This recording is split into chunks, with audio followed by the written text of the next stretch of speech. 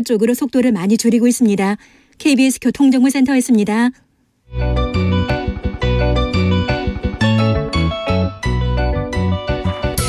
한층 날카롭다, 한결 정확하다, 한편 세심하다.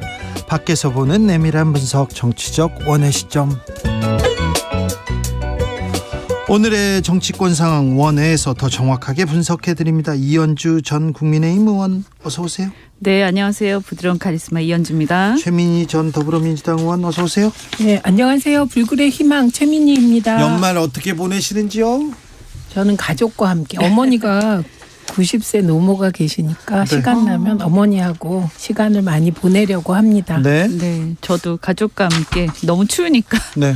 집에 집콕하면서 책도 좀 읽고 노래도 음악도 듣고 그렇습니까? 90세 노무했는데요. 90세면 지금 선관위원장 할 나이입니다. 지금 87세인가요? 우리 나이로 거의 90에 가까운 유흥수 선관위원장 이렇게 나왔는데 정치권에서 국민의힘 주변에서 뜨악 이런 얘기를 하더라고요. 제가 누구한테 물어봤어요. 왜 유흥수 의원이 오셨어요? 물어봤더니 그 얘기를 하더라고요. 이현주 의원님. 그냥 일단 그냥 이분 자체에 대해서는 사실은 그게 나쁜 분, 괜찮은 분이죠. 유흥수 고문께서는 네. 좋은 분인데 다만 이제 너무 오래 이렇게 은퇴하시고 굉장히 오래 되셔서 네. 이분이 아직도 활동하시나? 활동을 안 하나 봐요. 고 아베 총리하고 하시죠. 아버지하고 친구분이시래요.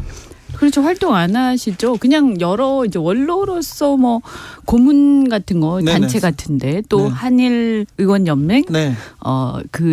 의원 연맹은 아니고 한일 무슨 하여튼 무슨 관련된 협회가 있는데 그런 데서 이제 민간 외교 활동하시고 좋은 일들 하고 계시죠.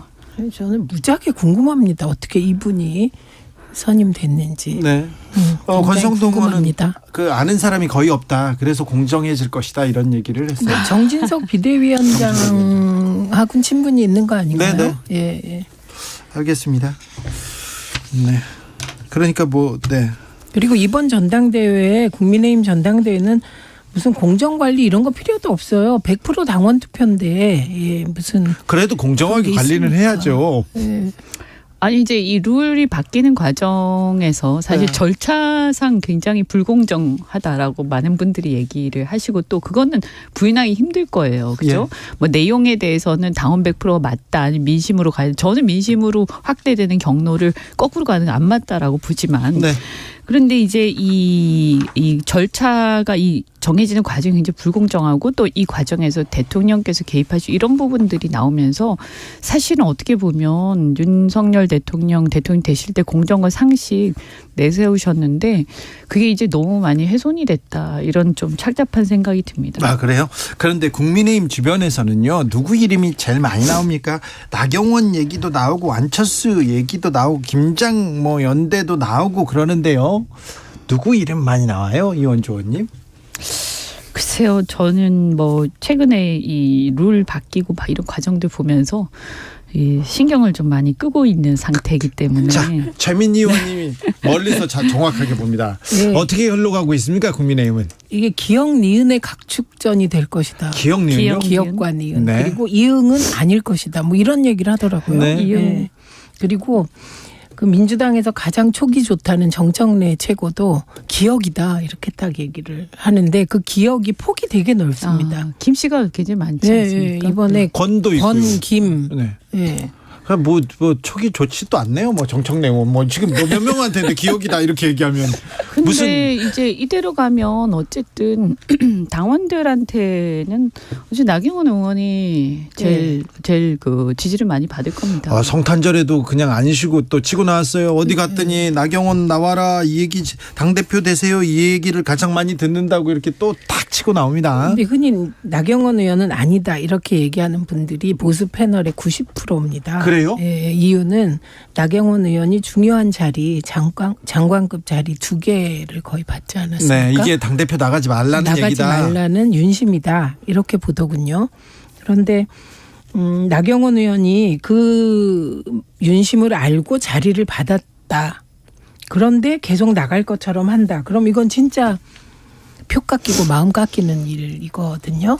근데 이제 나 의원 제가 뭐 들은 건 아닙니다만 제 추측에 나경원 의원께서는 뭐 반유는 아니지만 이렇게 보면 또 지금까지 이렇게 그렇다고 해가지고 아주 정확하게 누구한테 줄 서거나 하신 적도 별로 없으시거든요.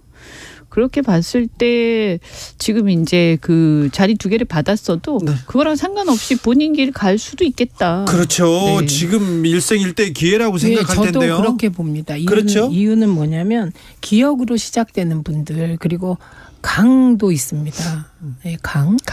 네, 강도 있습니다. 대표 출마 의향을 밝힌 분 중에 강신업 변호사. 네, 있습니다. 네. 그래서 기역으로 시작되는 분들이 사실은 대중 소구력이 굉장히 낮습니다. 아, 그렇네요. 네, 거기에서 윤심의 고민이 시작된 것으로 보이거든요.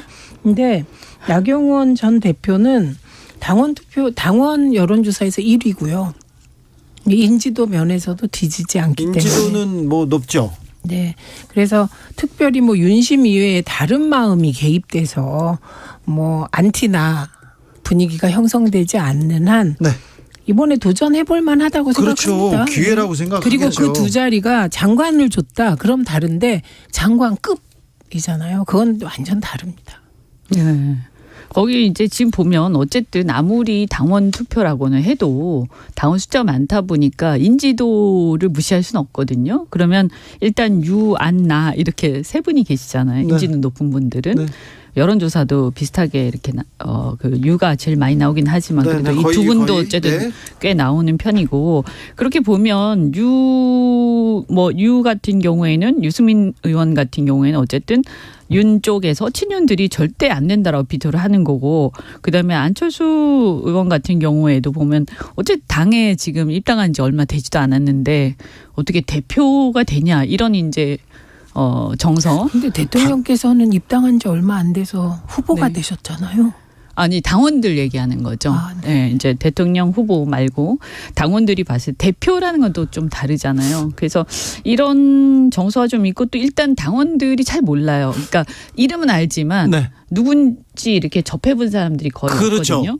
그러다 보니까 좀 뭔가 멀게 느껴지고 전 좀 가능성이 별로 없다 이렇게 보이거든요. 안철수 의원은 네. 조금 당에서 당원들이 안철수 이런 목소리는 별로 아니 나오지 일단 좀 않군요. 어색하죠. 그냥 뭐 싫고 좋고를 떠나가지고 갑자기 민주당의 대표? 당대표 뭐 이런. 하셨어요 그분이. 네. 아니 그분은 그렇기도- 민주당에 있을 때도 어색했어요. 네. 그리고 중간에 있을 때도 어색했고요. 네. 그러다 어색함을 보니까 주묻기로 하십니다. 지금 이제 뭐 나경원 의원 같은 경우에는 뭐 사실 그렇다고 막 엄청 막 지지가 막 열광적 이런 건 아닙니다만 그냥 뭐 이렇게 가장 무난하게 이제 당원들이 제일 잘 알고 있는 거죠. 오래 되셨잖아요. 그러니까요. 일단 유승민은 안 된다. 안철수 의원은 이제 당에 왔는데 아직 모르겠다. 그래도 또 안철수 의원이 또 강점을 가지고 있네. 그래서 지금 나경원 전 의원이 좀 반사 효과라고 해야 되나요? 거기에서 조금 지지도를 모으고 있는 것 같은데 윤핵관은 그만하고 누가 말했 저희 방송에 나와서 올망졸망하다고 누가 얘기했는데 그 표현이 맞는 것 같아요. 그래서 지금 계속해서 김영남 전 의원이 얘기했구나. 김장연대 그리고 합종연행할 것이다. 윤핵관이 하나로 합쳐질 거다. 이렇게 얘기하는데 이 부분은 어떻게 보세요? 그 윤핵관이 합종 연행해도 이거 그냥 예예요. 1%가 합종하면 3%가 되는 게 아니라 1%가 될 안 수가 되죠. 있다는 안 거죠. 되죠. 그래서 저는 오히려 이번 국민의힘 전당대회의 관전 포인트는 유승민과 이준석이 연대할 것이냐. 그리고 그 연대가 무엇을 내걸 것이냐. 네. 이준석이 움직일 것이다. 움직이기 시작했는데 이 부분은 어떻게 보십니까, 이현주 의원님? 글쎄요. 이게 무슨 이제 발언을 한번 하셨죠. 새우 얘기도 하셨고 했는데. 고래니 세우니. 근데 이게 이제 어떤 적극적으로 전당대회 때 역할을 하려고 하는 건지 아니면 그냥 일반적으로 정치인으로서의 활동을 재개하는 건지 이거 조금 이제 온도 차이는 좀 있을 수 있을 것 이준석 같아요. 대표가 밀려나면서 계속 한 게 당원 가입하기 좋은 날 당원 모여라 하면서 계속 당원 가입 운동을 했지 않습니까? 네. 그래서 지금 국민의힘 당원이 100만 명 가까워지면서 이 당심이 지금 윤핵관 생각과 좀 달리 움직일 수도 있는 거 아닙니까? 혹시 유승민 전 의원이 네. 그냥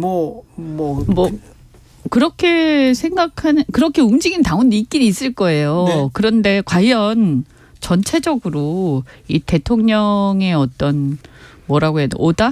이게 정말 이런 얘기 하는 것도 웃긴데 이거 자체가 부적절한 건데요. 네, 지금 하고 계시잖아요. 네. 아니 그런데 이제 이게 현실이니까. 네, 현실이죠. 이건 좀 네. 앞으로는 정말 이래서는 안 됩니다라고 분명히 선을 긋고 말씀을 드리는 거예요. 그런데 어쨌든 그렇게 하고 있다 보니까 이게 과연 이런 분위기에서 이준석 대표나 그때 많이 들어왔던 개혁적인 또 젊은 당원들이 꽤 된다고 해도 그분들이 어쨌든 압도적 다수는 아니거든요. 아, 그래요? 그렇죠. 왜냐하면 기존 당원들도 있고 그다음에 또 좀 조직적으로 또 가입되는 당원들도 있어 보이거든요. 네, 최근에 보면. 교회에서 어떤 데서 열심히 움직이는 데 있습니다.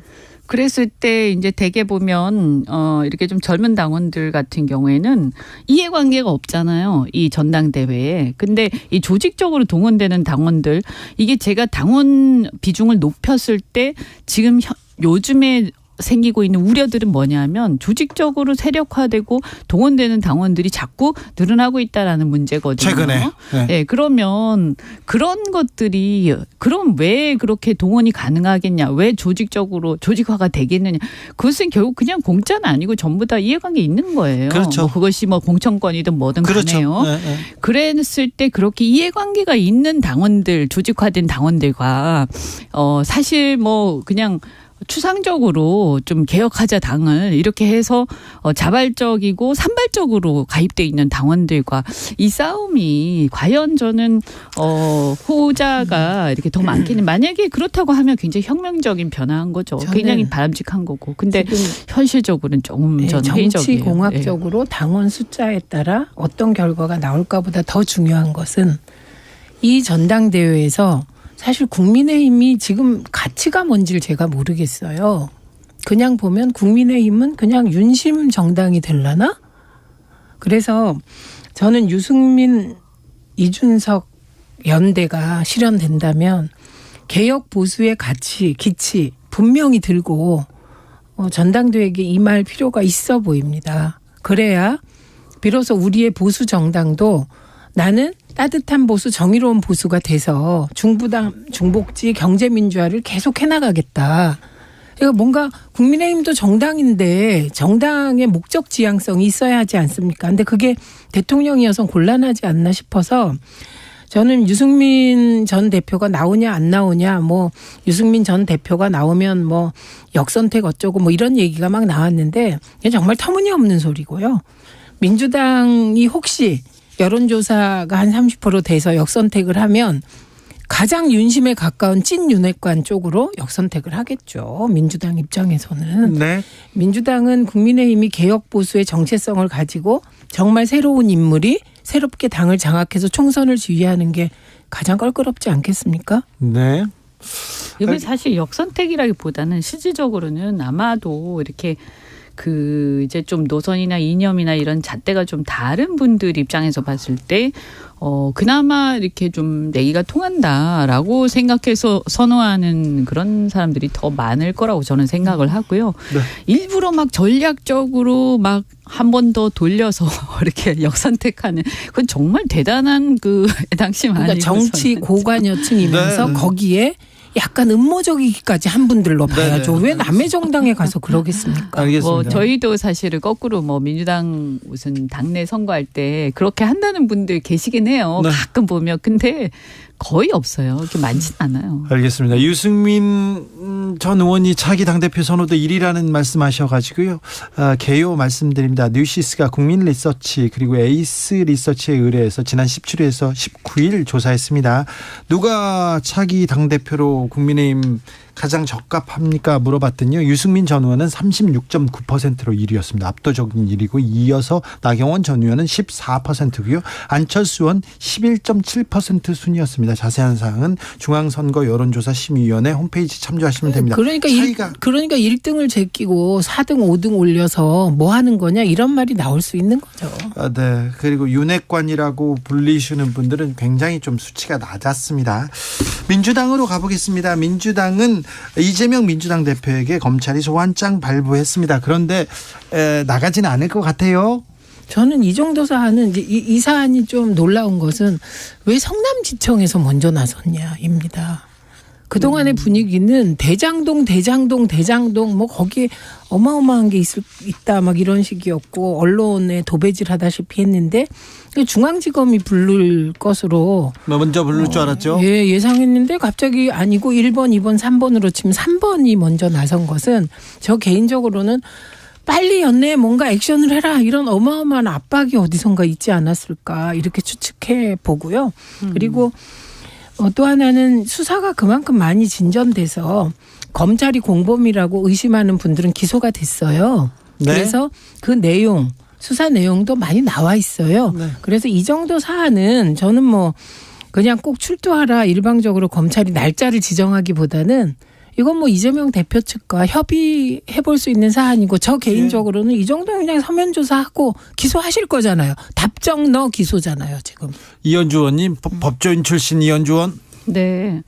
아니 이제 수사는 빨리 마무리를 해야 됩니다. 이게 조속히 진행을 해야 되는 건 맞고요. 근데 이거 왜 그러냐면 어쨌든 야당의 대표이기 때문에 야당 대표 계속 수사선상에 올라 있으면 사실은 협치나 여러 가지 면에서 문제가 있거든요. 그래서 수사를 빨리 해야 되는 건 맞는데 다만 이제 어쨌든 이걸 뭐 편의를 봐준다 이렇게 볼 수도 있겠지만 여러 개가 여러 군데 있지 않습니까? 그럼 이런 것들을 이렇게 좀 종합을 해가지고 저는 뭐 이렇게 할 때마다 오라가라 이렇게 하고 소환하고 또 그때마다 기사나고 이런 건 좀 사실은 좀 자제할 그렇죠. 필요가 있죠. 그래서 협의할 수 있어요. 이제 이거를 좀 종합을 해서 네네.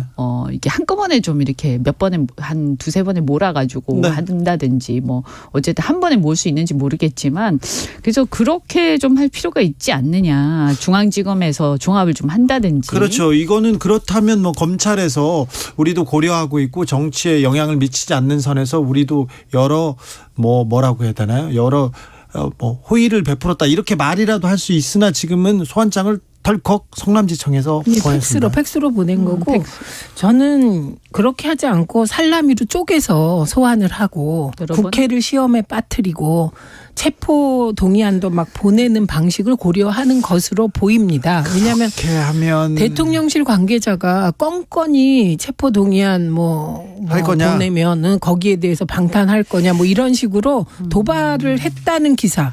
좀 그런 것도 이해가 안 되는 게 왜냐하면 어차피 지금 사실은 국민들은 이재명 대표 수사 받아야 된다 이런 여론이 더 많을 거예요 아마. 그런데 여기에 이제 검찰이 수사하는 거 가지고 뭐라고 하겠어요. 그런데 그냥 의연하게 수사하시면 되는데 만약에 그렇게 계속 조금 약간 남들 보기에 국민들 보기에 눈치 풀이는 그런 행태는 하지 않겠나 이렇게 네. 좀 기대를 해보고. 근데 이제 제가 한 가지 좀 지적을 하고 싶은 거는 근데 그 이재명 대표가 좀 의연하게 또 계시면 될 텐데 검사들의 실명 그렇습니다. 이런 걸 또 이재명 대표는 28일 검찰 출석은 어렵다. 이후에 일시 방식에 대해서 협의하겠다. 이렇게 말씀하셨습니다. 그런데 민주당에서 어제였습니까? 이재명 대표 관련 수사를 진행 중인 검사 16명의 실명과 사진을 공개했습니다. 이 부분은 어떻게 보셨어요? 그러니까 이런 어떤 그 행동 양식은 바람직하지 않거든요. 어쨌든 이 검사에 대해서 이렇게 뭐 실명을 하면서 이렇게 되면 이게 약간 뭐냐면 이게 극렬지층으로 하여금 뭐 공격을 하라는 그런 얘기는 아닐 거 아닙니까? 설마. 네.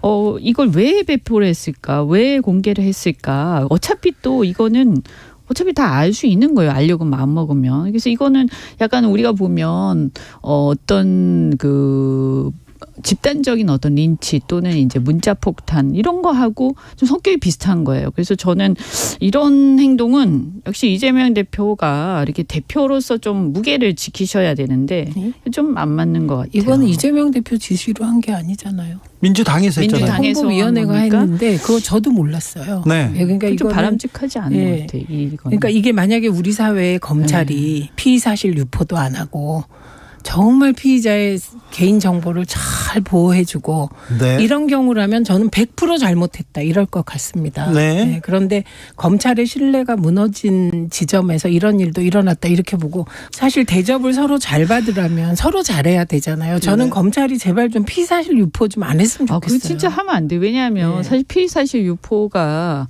어쨌든 제가 볼 때 검찰개혁 문재인 정부 때 한다고 해놓고 사실은 뭐 검찰을 이용해서 적폐수사만 열심히 하신 것 같은데 그래도 좀 남아있는 좀 성과랄까 그중에 하나가 피의사실 공표를 네. 좀 자제했던 그런 게 분명히 있긴 있거든요. 네, 맞습니다. 그런데 이게 다시 무위로 돌아간 느낌이 들어서 네.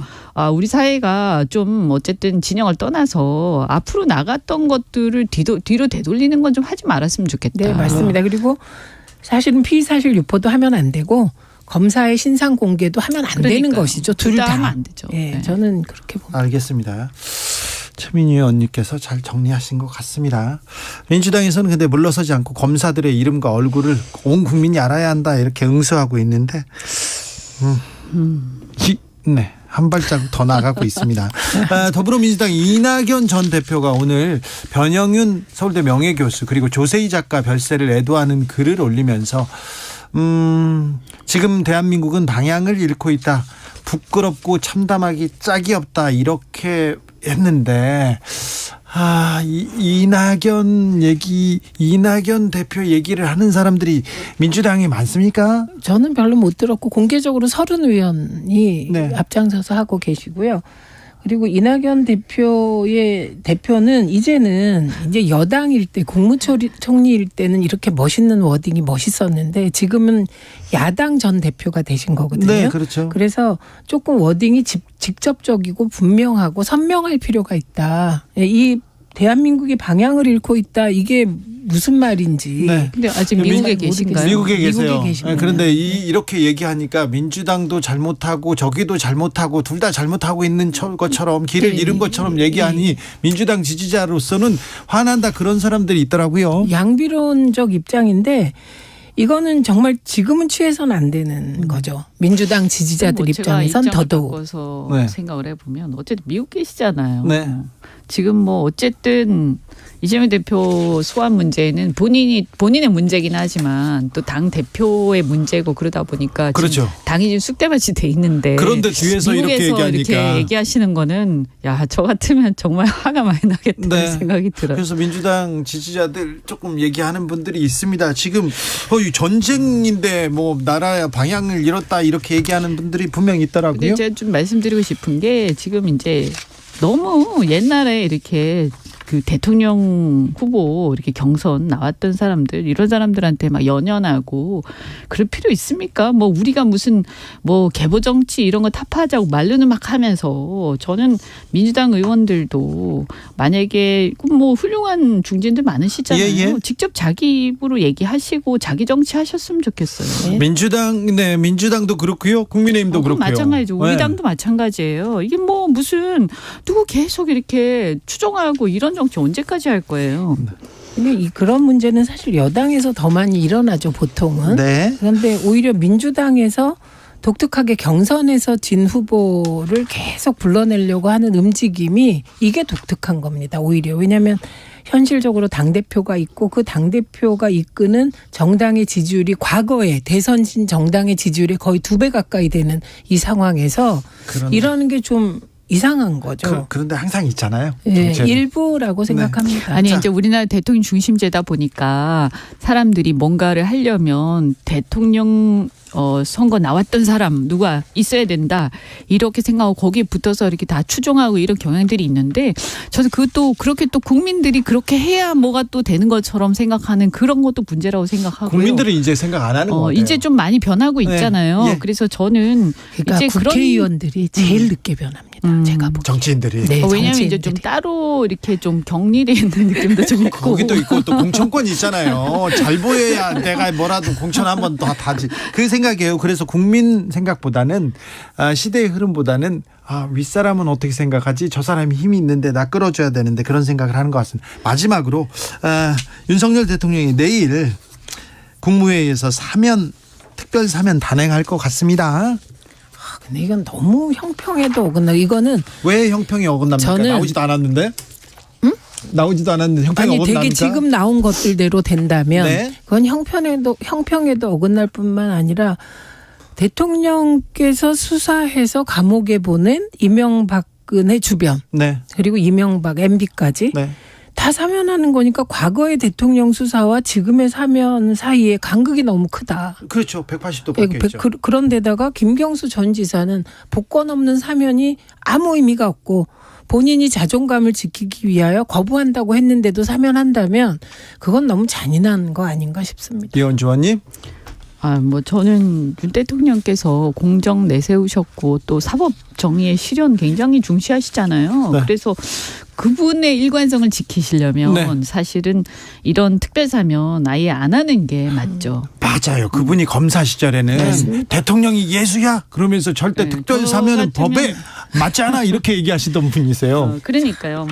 정치를 하실 때는 하셔야 되지만 굳이 이런 것까지 저는 국민들이 이제는 특별사면 이런 거 그렇게 좋게 생각하지 않아요. 우리나라 맞습니다. 왕정국가가 아니잖아요. 맞아요. 네. 그러니까 저는 MB 사면 반대합니다. 그리고 네. 나머지 국정농단이나 그 이명박 대통령 주변 사면 원세훈 전 원장 다 반대합니다. 국정원의 정치 개입, 군의 정치 개입 이런 건 막아야죠. 네. 그렇죠. 그러니까 사면이란. 국민들이 볼 때 되게 웃기는 거죠. 네. 나 난리 치면서 막 이현주 최민희 의원이었습니다. 감사합니다. 고맙습니다. 감사합니다.